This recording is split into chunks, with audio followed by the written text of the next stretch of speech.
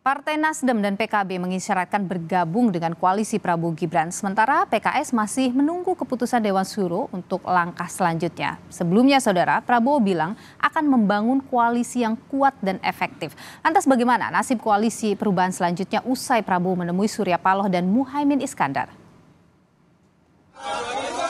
Setelah ditetapkan sebagai presiden terpilih, Prabowo Subianto kembali bertemu Ketua Umum Partai Nasdem Surya Paloh. Ini merupakan kali keduanya Prabowo bertemu dengan Paloh usai Pilpres berakhir. Dari dua pertemuan ini, sinyal bergabungnya Partai Nasdem dengan koalisi Prabowo Gibran semakin jelas. Sebelumnya, Ketua Umum PKB Muhaimin Iskandar menyebutkan PKB siap bekerja sama dengan Partai Gerindra. Muhaimin menegaskan kerjasama dilakukan untuk kepentingan bangsa. PKB dan Gerindra ingin terus bekerja sama lebih produktif lagi. Apalagi Pak Prabowo sebagai presiden menghadapi berbagai agenda pembangunan yang begitu menantang di masa yang akan datang. Bagi kepentingan itu maka kita berharap PKB dan Gerindra terus menjalin kerjasama dalam berbagai bidang. Hal serupa juga diungkapkan Presiden terpilih yang juga Ketua Umum Partai Gerindra, Prabowo Subianto. Prabowo bilang pihaknya membuka peluang kerjasama dengan PKB. Hal ini diungkap Prabowo saat berkunjung ke kantor DPP PKB Rabu kemarin. Pernyataan bahwa PKB ingin terus bekerja sama dengan Gerindra, dengan Prabowo Subianto. Meski belum ada penegasan, namun Ketua Umum Partai Nasdem Surya Paloh mengisyaratkan Nasdem akan bergabung dengan koalisi Prabowo Gibran. Usai putusan MK Senin kemarin, Paloh bilang jika ada opsi selain bergabung dengan Prabowo Gibran, Nasdem akan mempertimbangkannya. Ada usulan lain selain merapat ke pemerintahan? Coba. Ada usulan? Kalau ada usulan boleh kita pertimbangkan juga. Itu yang pertama, kita bisa pertimbangkan itu. Kalau enggak ada usulan lain, ya apa sebenarnya yang lebih baik bagi Nasdem dengan spirit dan semangat seperti apa yang saya utarakan tadi. Rabu kemarin KPU menetapkan Prabowo Gibran sebagai presiden dan wakil presiden terpilih. KPU menyatakan Prabowo Gibran menang setelah memperoleh 96.214.691 suara atau 58,59% dari total suara sah. Dari laman KPU yang diolah Litbang Kompas, perkiraan jumlah kursi DPR 2024 hingga 2029, parpol pendukung Prabowo Gibran antara lain, Partai Golkar mendapat 102 kursi, Partai Gerindra 86 kursi, Partai Demokrat 44 kursi, dan PAN mendapat 48 kursi. Sedangkan parpol pendukung Anies Muhaimin antara lain PKB mendapat 68 kursi, Partai Nasdem 69 kursi, dan PKS mendapat 53 kursi. Sementara Ganjar Mahfud dari PDIP mendapat 110 kursi. Berbeda dengan pasangan Anies Muhaimin, pasangan Ganjar Mahfud justru absen. Pada acaranya digelar KPU tersebut, Anies bilang kehadirannya bersama Muhaimin untuk menghormati proses bernegara, meski pihaknya menggarisbawahi banyaknya catatan saat sidang MK mengenai pelaksana Pilpres lalu. Sementara itu, PDIP mengisyaratkan akan berada di luar pemerintahan nantinya. Ketua DPP PDIP Komarudin Watubun bilang parpolnya cenderung berada di luar pemerintahan. Namun demikian, PDIP menegaskan hubungan antara Megawati dan Prabowo tak ada masalah. Yang selama ini terjadi kalau sikap ibu seperti ini kecenderungan bisa salah, bisa juga benar. Kecenderungan kita ada di luar pemerintahan. Cara pribadi saya kira ibu Mega dengan Pak Prabowo itu bersahabat dengan baik, ya, berteman baik. Tapi kan harus bisa dibedakan mana urusan pribadi, pertemanan, dan urusan organisasi dan kenegaraan. Dan juga kita harus juga pertimbangkan Pak Prabowo dan koalisi yang besar sekali. Koalisi besar di sana, mereka sudah berjuang dengan susah payah dari awal, lalu di ujung kita bergabung di sana itu juga bisa mengganggu konsentrasi koalisi dan kesepakatan yang sebenarnya sudah terjadi. Hingga kini belum ada penegasan dari Ketua Umum Parpol Koalisi Perubahan. Apakah koalisi ini masih berkoalisi atau oposisi? Namun Partai Nasdem dan PKB telah mengisyaratkan bergabung dengan koalisi Prabowo Gibran. sementara PKS menunggu keputusan Dewan Syuro untuk menentukan sikap selanjutnya. Tim Liputan Kompas TV.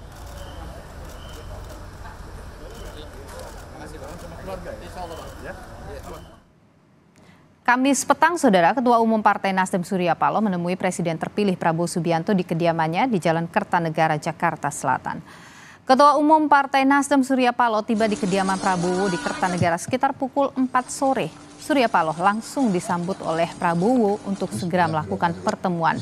Pertemuan Prabowo dengan Surya Paloh sore ini menjadi pertemuan kedua bagi keduanya sejak Pilpres 14 Februari. Namun menjadi pertemuan pertama sejak Prabowo resmi ditetapkan KPU sebagai presiden terpilih. Dalam konferensi pers hari Rabu, ketiga partai pengusung Capres Anies Baswedan dan Muhaimin atau Cawapres Muhaimin Iskandar, yakni Partai Nasdem, PKB, dan PKS, mengisyaratkan kemungkinan bergabung ke koalisi Prabowo Gibran. Pertemuan yang efektif, yang produktif, kita sepakat bahwa kita akan kerjasama untuk sebesar-besarnya kepentingan rakyat Indonesia. Semua kekuatan yang bisa bergabung untuk bekerja untuk rakyat, memberi suatu pemerintahan yang kuat dan efektif di tengah dinamika dunia sangat dinantikan oleh rakyat kita. Saya kira itu dari saya. Jadi terima kasih. Spirit, semangat, keikhlasan hati, jiwa besar para elit-elit bangsa ini, itu adalah merupakan modal utama. Partai Nasdem dan PKB mengisyaratkan bergabung dengan koalisi Prabowo Gibran. Sementara PKS masih menunggu keputusan Dewan Syuro untuk langkah selanjutnya. Lantas, bagaimana nasib koalisi perubahan selanjutnya usai Prabowo menemui Surya Paloh dan Muhaimin Iskandar? Kita perbincangkan dengan politisi Partai Gerindra, Wihadi Wianto, dan juga ada politisi Partai Nasdem, Bestari Barus, serta pengamat politik dari Universitas Hasanuddin, Hasrullah. Saya ingin menyapa dulu Bung Bestari, kemudian Bung Wihadi, dan juga Pak Hasrullah. Sehat selalu. Sehat. Selamat malam, sehat. Sehat semua. Oke, saya ingin ke Bung Wihadi dulu ini bicara soal pertemuan Nasdem kemudian kemarin dengan PKB. Apakah memang dua partai ini sudah dipastikan akan bergabung dengan koalisi Prabowo Gibran? Ya, kita barusan saja melihat pertemuan Pak Prabowo dan Pak Surya Paloh, dan dari apa yang sudah disampaikan tadi hasil pertemuan, Nasdem sudah mendukung dan bergabung dengan pemerintahan yang baru, dan itu adalah kita sama-sama tadi juga mendengarkan dari Pak Surya Paloh maupun Pak Prabowo. Artinya memang Nasdem sudah mengatakan akan bergabung. Nah, mungkin proses lebih lanjutnya saya kira sudah ada tim yang nanti membicarakan antara Nasdem dan Gerindra. Jadi kalau tadi sudah jelas. Oke, kalau PKB? Nah, kalau PKB kemarin, pertemuan kemarin dengan Gus Muhaimin, di situ belum secara ada satu statement yang jelas, tetapi sudah ada juga tanda-tanda dan juga sudah ada, boleh dikatakan sudah menuju ke arah sana, karena bagaimanapun juga dari Ketua PKB juga Gus Muhaimin sudah menitipkan 8 agenda perubahan yang disampaikan. Artinya kan memang sudah ada satu komitmen, dan kalau dari apa yang disampaikan Pak Prabowo maupun Gus Muhaimin dalam pidatonya kemarin, itu symmetrinya sudah menyatu. Jadi kalau ini kan sebenarnya antara Gerindra dan PKB ini kan ya ini istilah anak sekarang CLBK lah. CLBK benar. Tapi Bung Wihadi begini, apakah kalau misalnya nih Nasdem PKB gabung masih mau nambah koalisi lagi atau cukup di situ? Ya, ini satu hal yang boleh dikatakan Pak Prabowo selalu mengatakan bahwa ingin mengajak semua elemen bangsa membangun bangsa. Anak-anak bangsa ini diajak untuk membangun bersama-sama bangsa ini, dan Pak Prabowo juga selalu menekankan bahwa adanya koalisi yang kuat untuk pemerintahan yang kuat juga, sehingga apakah memang nanti dilihat bahwa dengan koalisi yang sekarang ini juga sudah dianggap bahwa merupakan koalisi yang sudah cukup kuat, tapi apakah nantinya bahwa kita ingin membangun semua bangsa, kita ada semua membangun semua bangsa. Jadi membangun anak-anak bangsa, membangun ini kan tidak harus kita menjadi satu. Jadi koalisi. Terbuka saja begitu ya Bung Wihadi ya. Saya ingin ke Bung Bestari, apa sih yang deal-dealan yang diharapkan oleh Nasdem ini setelah kemudian bertemu dengan Pak Prabowo hari ini? Ya, saya kira kalau dibilang deal-dealan, masa Nasdem pakai deal-dealan kan? Nasdem selalu tanpa mahar, tanpa syarat. Nah, cukup jelas tadi apa yang disampaikan oleh Bang Surya, Ketua Umum kami, bahwa Partai Nasdem itu ingin memposisikan diri mendukung pemerintahan ke depan. Nah, tentu orang banyak bertanya, seperti apa bentuk dukungan itu? Apakah deal-dealan? Saya kira itulah yang akan menjadi bahasan internal Partai Nasdem, akan seperti apa bentuk dukungan ini. Tidak selalu kemudian merujuk kepada rutinitas pembagian kekuasaan dan sebagainya. Biarlah apa yang tadi diisyaratkan oleh masing-masing dua negarawan ini dibahas di masing-masing internal, apa sih kontribusi dari masing-masing pihak nantinya untuk membawa bangsa ini menjadi lebih baik ke depan gitu. Syukur-syukur ada agenda-agenda restorasi yang bisa didorong untuk kemajuan bangsa juga, kan itu akan lebih baik gitu. Ketimbang kita bicara sekarang pragmatis gitu, saya kira nggak seperti itu. Oke, jadi artinya masih ada yang didiskusikan di internal Nasdem untuk kemudian mau mendukungnya itu dalam bentuk seperti apa, tapi dipastikan ada di dalam pemerintahan Prabowo Gibran, begitu ya Bung Bestari ya? Yang disampaikan tadi sudah cukup jelas bahwa Nasdem ingin berposisi bersama-sama sebagaimana yang diisyaratkan oleh Pak Prabowo untuk bangsa ini ke depan dengan semua pihak, dengan semua stakeholder yang ada. Jadi mudah-mudahan pemerintahan ke depan adalah pemerintahan terpercaya yang bisa membawa amanah untuk kebaikan bagi seluruh bangsa. Oke, jadi koalisi perubahan sudah bubar ini Bung Bestari? Koalisi perubahan pada hari ini kita kan melihat nih banyak sekali kunjungan, saling kunjung antar elit politik, ya satu partai dengan partai yang lain terjadi. Nah, mudah-mudahan dalam waktu yang tidak terlalu lama atau menunggu waktunya nanti masing-masing partai politik yang tergabung dalam koalisi-koalisi itu bisa bertemu kemudian membahas akan kemana ini. Nah, tunggu waktu saja.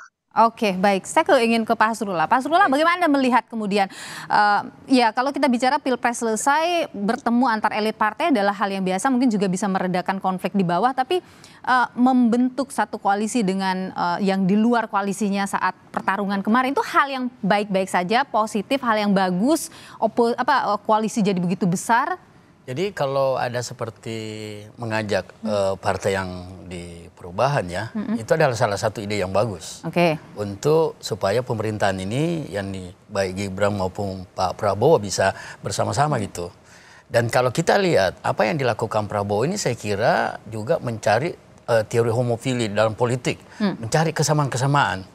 Ya, kalau Surya Paloh dengan Pak Prabowo kan sama-sama di Golkar, sudah sejak awal akarnya sudah enak dia berbicara gitu. Kemudian begitu juga dengan Cakmin gitu, yang sudah lama bersama-sama, sehingga barangkali yang pertanyaan yang paling penting lagi, ya biasalah dalam politik, bagaimana kue politik ini dibagi, sehingga ya oke lah sudah selesai pertandingan. Cukup bahasa psikologi politik yang dinampakkan oleh Pak Prabowo itu luar biasa di publik.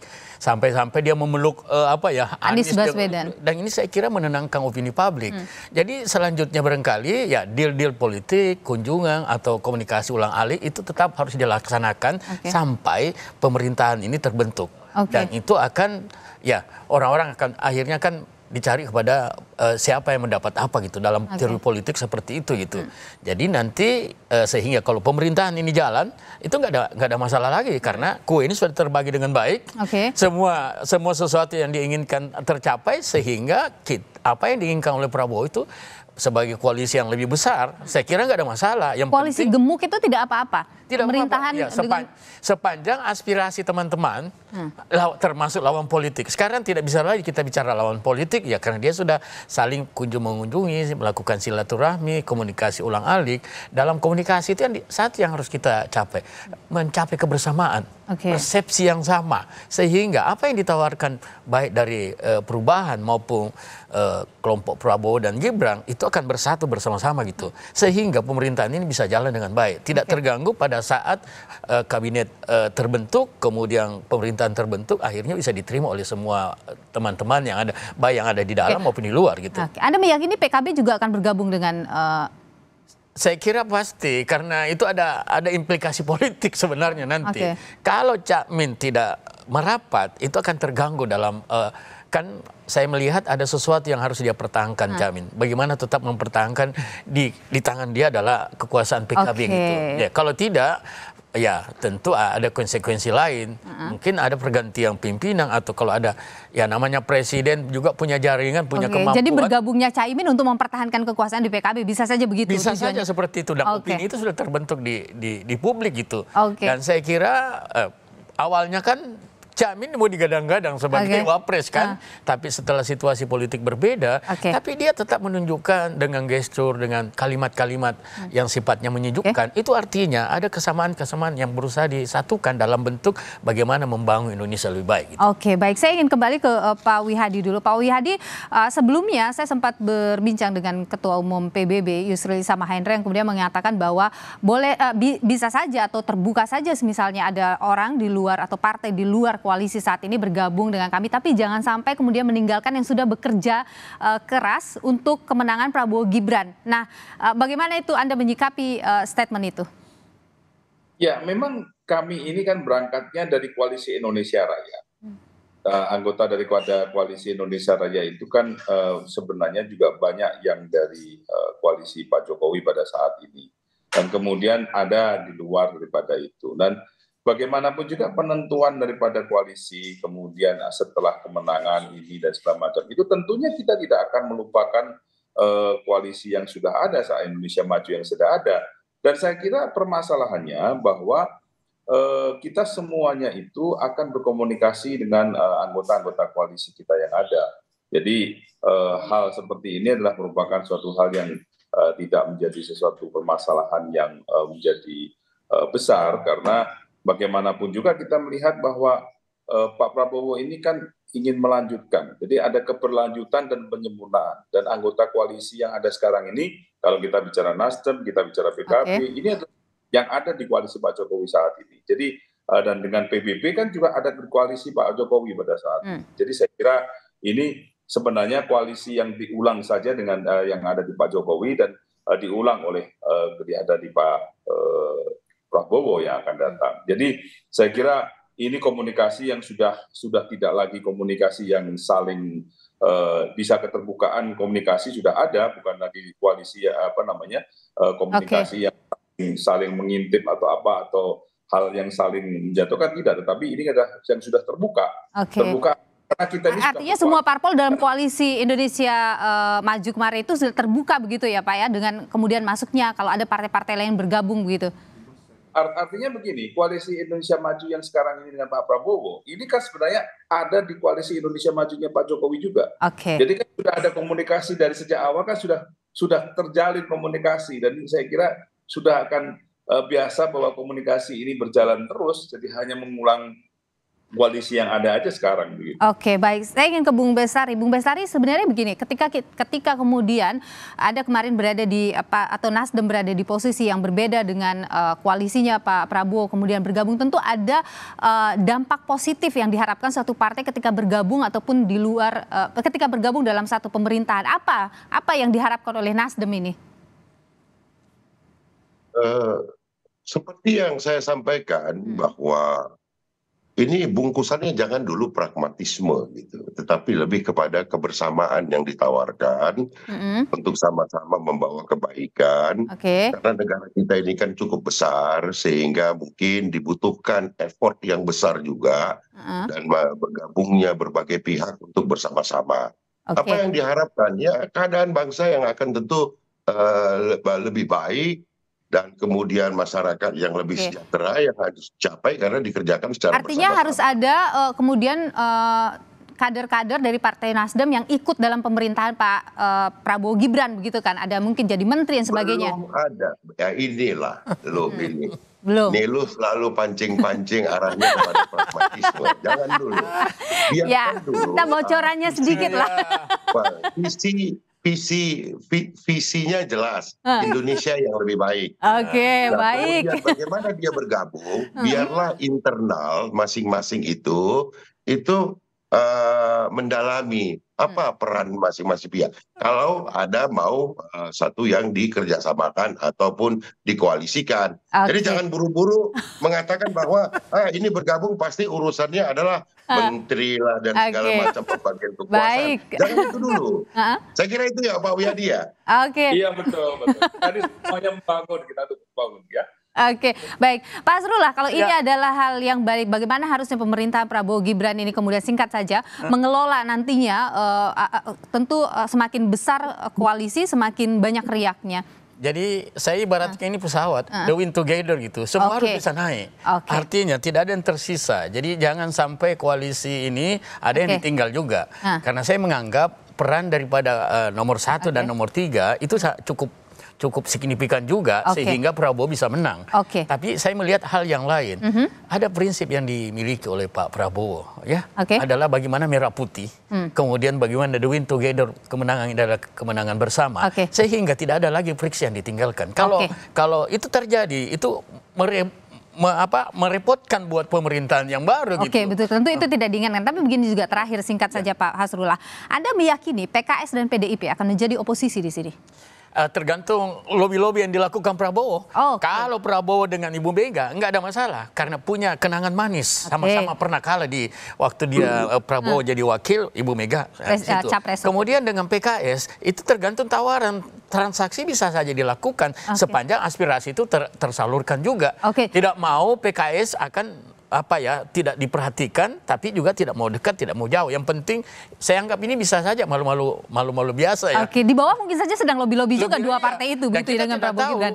Kalau memang apakah tidak terpenuhi dia punya keinginan, dia akan lakukan negosiasi. Makin alot itu biasa menambah kursi atau menambah kesempatan, opportunity politiknya ada gitu. Baik, Pak Hasrullah, pengamat politik dari Universitas Hasanuddin. Terima kasih sudah berbagi pandangan di Sapa Indonesia Malam. Bung Bestari, terima kasih. Dan juga Bung Wihadi, terima kasih sudah berbagi pandangan di Sapa Indonesia Malam. Sehat selalu Bapak-Bapak.